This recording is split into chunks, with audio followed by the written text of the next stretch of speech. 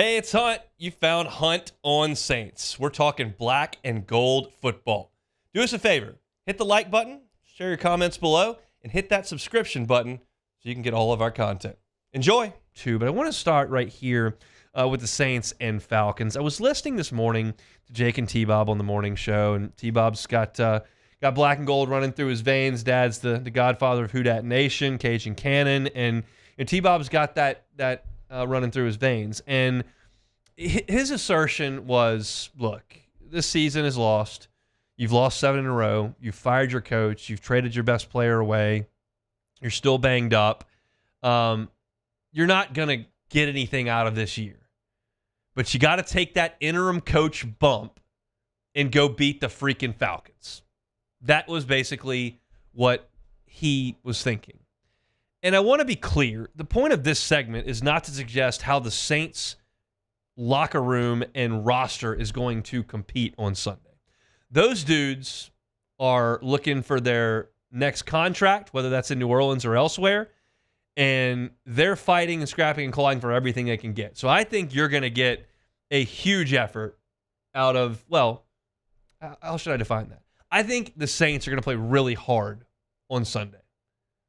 You're going to get some tenacity from that group on Sunday. I'm more talking about the fan base. How do you feel about this situation? Because let's be quite honest.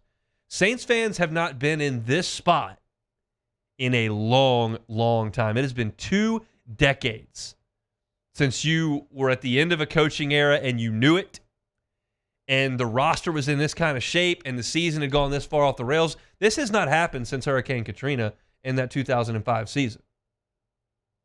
That fell apart, obviously, and you had to figure all that out. But once Sean Payton took the reins, you were pretty good every year, or great, and then you didn't know he was leaving until he announced, hey, we're leaving. And so you haven't been in this situation where you know this team's not going to compete, and there's turnover and transition coming, and there's still football to be played. So it's a new spot for Saints fans relative to the last 20 years. So how does Saints fans feel about this game? My gut tells me most of them feel like T-Bob. Screw the Falcons. They're 6-3.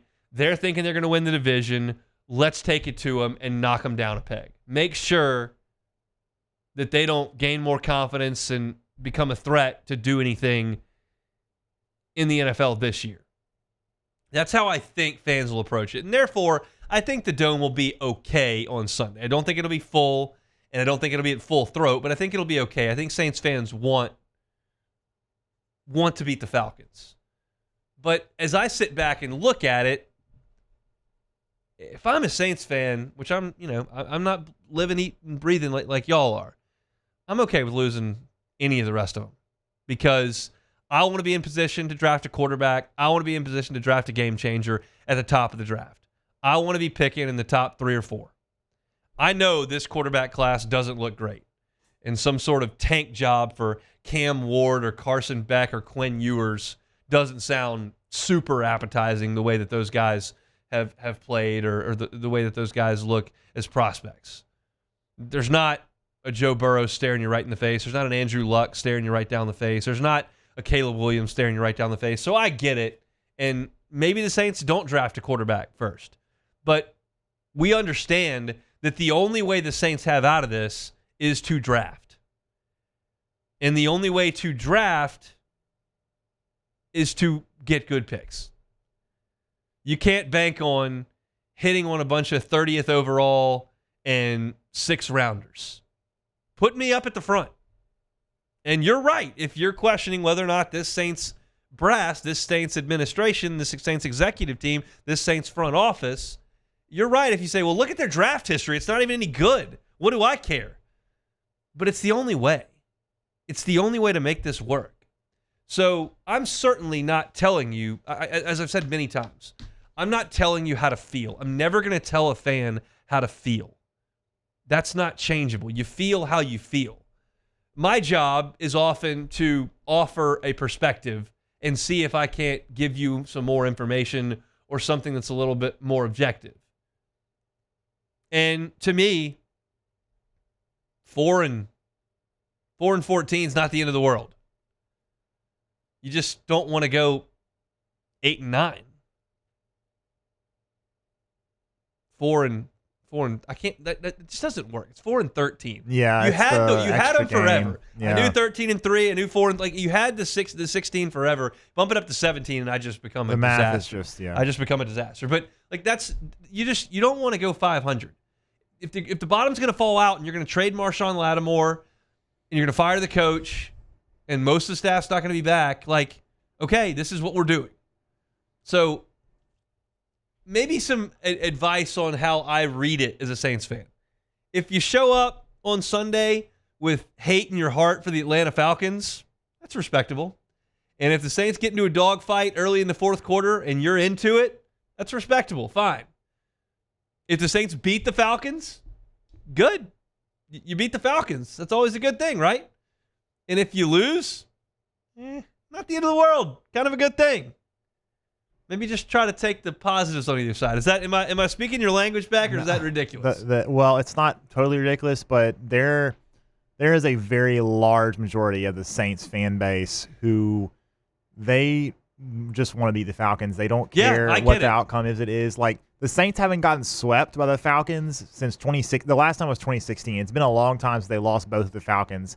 And if you want any evidence of whether or not the fans or the team are going to care about it, even when it doesn't matter, just look at the last game last year. They blew the doors off of it and scored that last touchdown, which might have been the death knell for Dennis Allen when he apologized. Which is still crazy to me. Yes, it is crazy. But that's just, if you just want any evidence of how much they care, no matter what the circumstance is.